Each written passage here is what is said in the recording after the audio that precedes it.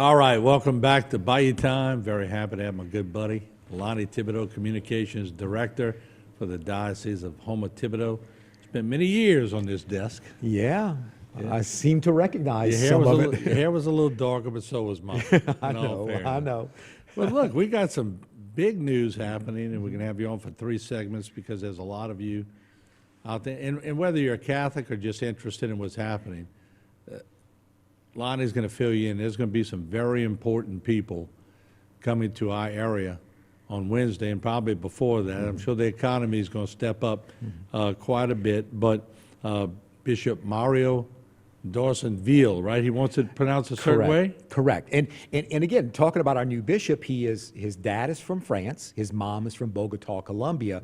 So the French, we have kind of our lazy Cajun speech pattern, and we go Donaldsonville, right. Napoleonville, but he pronounces it D'Orsonville. It's kind of like a double E there instead of an I. So it's D'Orsonville is how he pronounces it. It's more like the Italian, Dawsonville. Yeah, kind of. And you met him. You met him a few weeks ago when he was at. Oh, super guy.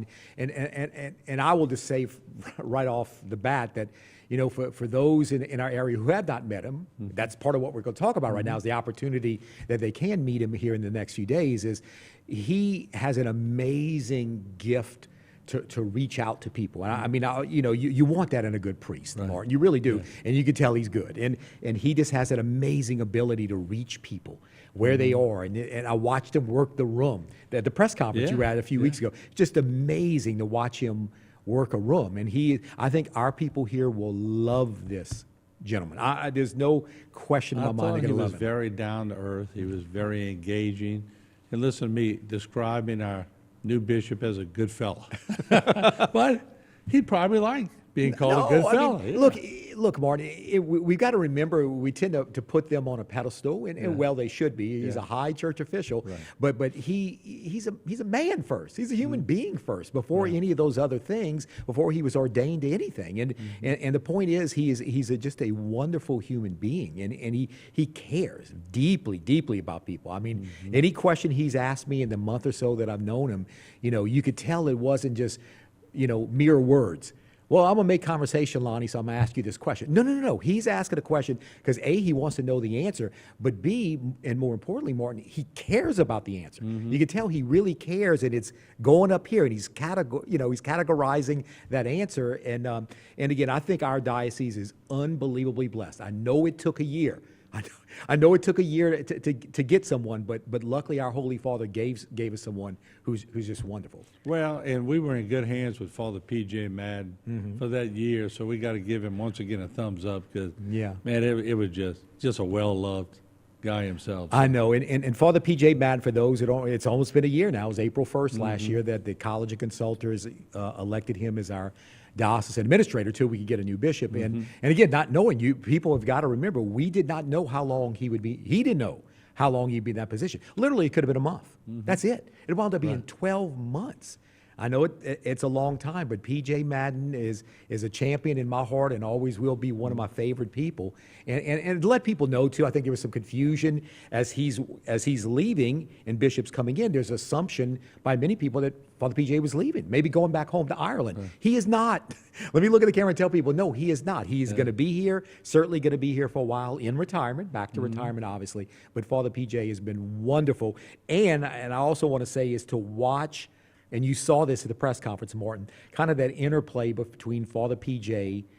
and Bishop D'Orsonville. Cool. It was a comedy act. Not only was it a comedy act, they're two lost brothers who just kind of were reunited. It's like, did y'all know each other in a previous life? How is it that they immediately hit it off as well as they did? And so that has, just been a beautiful thing to watch too. I want to start getting into the event. It's an event. It's a spiritual event, but it's an event because I remember when Senator Alan Ellender passed away and all the important people that were in the St. Francis Church back then, now the co-cathedral, but there is going to be some high-powered church officials. Yes, and we'll talk more about it maybe in the next segment, but I will just tell you before the break, we're going to have over 100 priests, but well over half that number is obviously from Houma-Thibodaux, but we have quite a few coming from Washington, D.C., from Maryland, from Florida,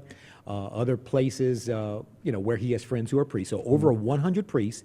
We will have approximately 40 between cardinals, archbishops, and bishops. 40. That is the highest number that we've ever had here before.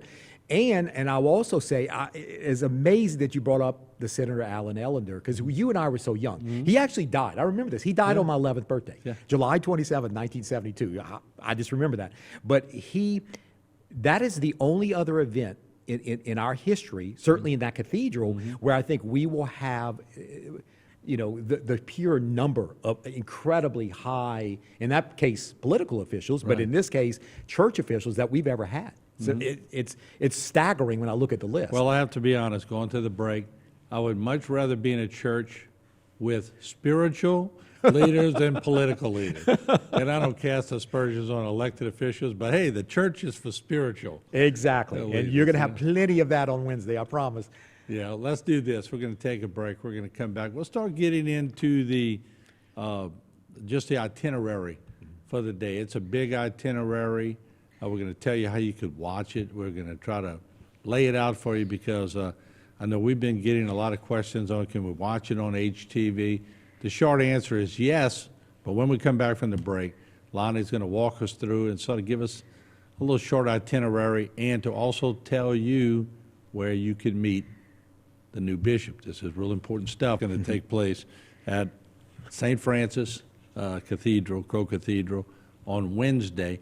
And Lonnie, let's talk about this first because I'm trying to recall, as you know, I interviewed every bishop since Bishop Boudreaux.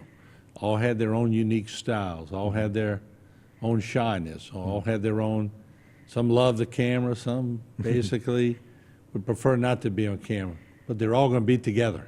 Right. Yeah, I think we're going to have certainly a rare opportunity coming up because in the 46-year history of this diocese, we've never had a situation, a mass, a liturgy, whatever, like we're going to have Wednesday, in which you're going to have 4 of our 5 bishops together. Of course, the late, great Warren Boudreaux, who you and I both knew and loved, died, I think, 1997. But the 4 remaining, 4 living, Michael Jarrell, Sam Jacobs, Archbishop Shelton Fobb, and of course now Mario D'Orsonville will all be together. So we're hoping right before the Mass starts, probably in about the 1:25 range, we're going to try to hurry up and get a quick picture of the 4 of them together. But for me, it's personally exciting just to see these 3 men that I've known and you've known together in one picture. Just a quick story. When Bishop Boudreaux was there, of course, the impossible dream, he always sang it. And I never forget my grandparents in Thibodaux said, do you think it's possible for us to meet the bishop? So I was interviewing Bishop Boudreaux one day and I said, Bishop Boudreaux, what you doing for lunch later in the week? He said, why? I said, well, let's go eat at my grandparents' house in Thibodaux. You would have thought, Jesus Christ, walked through the door. But my grandparents were so religious. It was such a big thing. But you were talking about the bishops, but I'm thinking to myself, Bishop Boudreaux will be there because he's buried in the cathedral. He absolutely is buried in the cathedral, and I think a lot of people forget that. I had to remind myself, I was there Saturday night for the rehearsal for the installation, and when you're standing there by that left front door, the one that's nearer where the bathrooms are for people who go to the cathedral, you forget he's buried right there, and you are absolutely right. So he is going to be there. I think we will have, for the first time ever, 5 bishops who will be there at one time. And it's really exciting. Again, for Jarrell, for Bishop Jarrell, of course, right in Lafayette. Bishop Jacobs is retired here in Houma. And of course, we know where Archbishop Fobb is now in Louisville. It's been a year since I've been face to face with Archbishop Fobb. So I'm excited. All of us are excited about seeing Bishop Fobb back. And there was no doubt. He told us from even before a bishop was picked, if y'all have any say in the date of this installation, please, he was letting us know how his calendar worked. And luckily it worked out. He just came back from a trip to Rome, and luckily it worked out that he will be I can't wait to see Archbishop Fobb because he owes me a steak. Because remember at that lunch I told him one day you're going to be an archbishop? And well, I'm going to give him double or nothing on the cardinal. And one day he'll be there. But what does this mean that, and just to let you know, as the church is pretty much reserved. So it's not going to be a situation where anybody can just walk in and sit down. I want you to explain that Sure. because there's not that many seats that you can fill. Right. Again, people are sitting here watching, and there's two things to think about. One is one of the things you said right before the break about the live stream. And can you watch it? Yes. And we'll talk more about that in a minute. But can I go? Yes. It is absolutely open to the public. You don't need a ticket or anything like that. But you need to know, and I was showing Martin, and I'm looking at it right now, the layout of the cathedral right now, just the reserved seating between the priests. Remember, the capacity of that cathedral, for anybody who's ever been interested, is 700. You can fit 700. We're going to have over 150 just clergy, between priests, bishops, archbishops, cardinals, over 150, and that's not including deacons and nuns, women religious. Right. So there's going to be a lot of people there. So we encourage you to come. If you would like to be there, we'd love to have you. But if you can't, then there's the various live streams. One of the live streams, I'll let you say the first one. One of them is we've been getting calls from some of the elder clergy. My mom asked me a few weeks ago, "Are you going to televise the installation?" I'm going, yes, absolutely. Yes, ma'am. So we're going to, I know y'all are providing a lot of logistical situations. It's very well orchestrated. We're going to preempt programming on HTV. We're going to show it for everybody to watch it. It'll be on websites, Diocese website as well, right? Right. It'll be on the Diocesan YouTube page and Facebook page. Right. As well as HTV Facebook. As well as HTV Live, and I'll give you the actual time so you know what to watch in just a second. It's also going to be simulcast nationally on the Catholic TV network, which is based out of the Archdiocese of Boston. It will also be on the We Are One Body radio network, which is based out of Pennsylvania. And EWTN will not be showing it live. They will not be showing it live, but they're going to show it in its entirety at a later date, probably in a couple weeks, and we'll let people know. So it will be watched, but again, HTV, we're just excited, Martin, and honored that y'all would do this. But timing, people are probably wondering, if you're going to the installation, it begins at 2 o'clock. Now, what 2 o'clock means, Martin, is that is the time that Archbishop Amon from New Orleans, who will be the lead main celebrant, will do this. In the name of the Father, and the Son, and the Holy Spirit. That will happen, meaning the Mass starts at 2 o'clock. But it really starts at 1:30. And there are two things that are going to happen between 1:30 and 2, and that is why we're telling people, if you're going to be there, make sure you're seated by 1:30 at the absolute latest. The first thing is called the knock at the door. And I know we got to go to a break in just a minute, so maybe we'll pick that story up right after the break. But again, if you are going, make sure you're there at 1:30. If you're watching the live stream, make sure you start watching. It'll basically be 1:30 to probably 4 o'clock. We were talking before the break about the knock on the door. This is one knock where you better answer the door. I know. People are probably like, what is this reference to the knock on the door? And this is a part of a bishop installation rite where sometimes this happens, and I think in Louisville a year ago for Archbishop Fobb, I want to say it happened the night before the actual installation. You can decide where you want to do it, and weird circumstances came together where we're going to be doing the knock on the door like minutes before the installation starts. What the knock on the door is, the tradition is a Catholic bishop, as he's being installed. Now, by the way, here's another thing. People are probably wondering, why am I saying installation and not ordination? Well, since Bishop D'Orsonville is already a bishop, you don't have to have an ordination. He's already been ordained a bishop. And that's trivia. Of our 5 now Houma-Thibodaux bishops, 4 were already a bishop when we got him. Boudreaux was in Beaumont. Was in Beaumont. Jarrell was the only one who was not a bishop yet. Jacobs was Bishop of Alexandria. Fobb was Auxiliary Bishop of New Orleans. And now Bishop D'Orsonville is currently the Auxiliary Bishop of Washington, D.C. So what happens is it's an installation, not an ordination. So the knock on the door means literally, you're going to laugh and you're going to think this is funny, but it's not. It's part of the ritual, and I think it's awesome, is he literally knocks on the front door, back door, however you want to look at the front door of the cathedral. In this case, he's going to use a hammer. Sometimes they use a hammer. Sometimes they just use their fist. But he's going to use a hammer that was, I understand, was given to him as a child. And I saw it. I held it Saturday night. It's really awesome. And so he will knock on the door, and then the rector it always right. Whoever's the rector or the pastor of the cathedral opens the door to let him in. His pastoral counsel's there with him. They present him a crucifix, which he blesses. He says a little prayer, and then what he's going to do is he will process up the middle aisle with Father Glenn Lacombe, our director of the Office of Worship. Right. He will pray before the Blessed Sacrament for a couple of minutes. And again, people sitting in the cathedral will see this Wednesday. Yeah. So I'm glad I have this opportunity to explain it to people before it happens. And he will go in the back, finish vesting, then go around the side, and then the Mass starts. So it's called the knock on the door, and it is traditional. It does happen. And it's cool because typically 90% of the times of any bishop art installation, no one sees it. The general public or the people sitting in the cathedral don't see that. They don't even know what's going on, but you're going to see it. Since Bishop Mario showed us such a high sense of humor when he came and spoke with us and we met him, I'll just say, Bishop, make sure when you hit the cathedral door with the hammer, don't aim a little high because it's all glass. There's no glass. And we all know, unfortunately, because of the hurricane, what happened to the doors on either side. So he's going to the middle door. So we're again, we're excited about that. Does he get Oh, yes. There's some anxiety there. I was with him about 2 hours ago before I came here, and he, wonderful, wonderful guy. But you sense the anxiety a little bit. Look, he's already been ordained a bishop. He doesn't like to be the center of attention. He doesn't, but his overwhelming sense of humor, his humanity, you know what I'm saying? He can't help it. He's the shining light in whatever room he's in, whether he likes it or not. And people just gravitate. And believe me, if you don't gravitate to him, he's going to gravitate to you.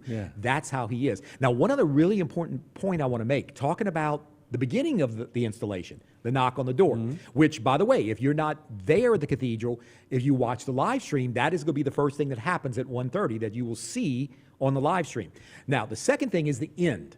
As we're getting close to 4 o'clock, we want people to understand that when the Mass ends, this is not like a regular Catholic Mass where the priest stands out there and shakes people's hand and how's your mama and all that. That cannot happen. What's going to happen? We immediately have to get Bishop to the Civic Center where the reception, the public reception will be immediately. No taking pictures, no shaking hands. We've got to get him there immediately because we only have a 2-hour window for that reception. It is only from 4 to 6 because he has another event to go after. So people, please, even if you can't go to the Mass, maybe you watch the live stream, but want to meet our new bishop, you can. Go over to the Civic Center 4 o'clock or so. And the other thing we certainly want to encourage people, Martin, is we know there are going to be 100 people in line. They all want to meet the bishop, and we get it. Will he bless my rosary? Yes. Will he say a prayer over me? Yes. Will he bless over my mama? Yeah. He will do all those things, but please keep in mind keep the line time. Moving. Keep the line moving. The line, you're absolutely right, Martin. That line has got to move because we have hundreds of people and we only have 2 hours in which to do it. And let me just say this, there's a lot of people still they don't know what the social media is all about. It's on the HTV channel, too. So if you turn on HTV channel 10, we're going to show you everything. For those who stream and do everything by stream, Lonnie's correct. You can catch all that on the Diocese stream or on our stream. But this is unprecedented. It's a big deal. And I just want to say it just so we make sure we say it, it's going to be a lot of security. Yeah, I mean, you have to do it when you have, those type of people there, and we understand that. And it's going to be a big crowd. It's exciting. It's always exciting to see a full church. In this case, a full cathedral. That's 700 people. That's a lot, Martin. And right now we pray for good weather. I mean, you don't think when you count all the priests.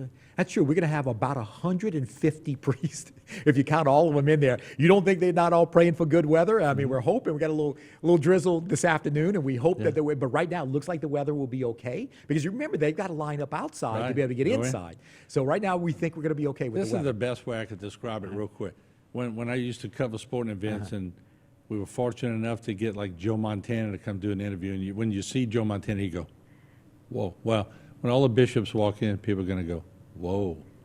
Then when the others walk in, people are going to go, really whoa. Right. And by the way, that's another reason why we told people be seated at 1:30 because that procession will start at about 1:45. It will take approximately 15 minutes for all of those priests to get in. All right. Glad you came. Sure. Thank you. To us. I'll see you in short order on Wednesday. Okay. Thank you for coming, Lonnie. Sure. We appreciate it. I appreciate it more, and thanks. All right. There we have it. Big event.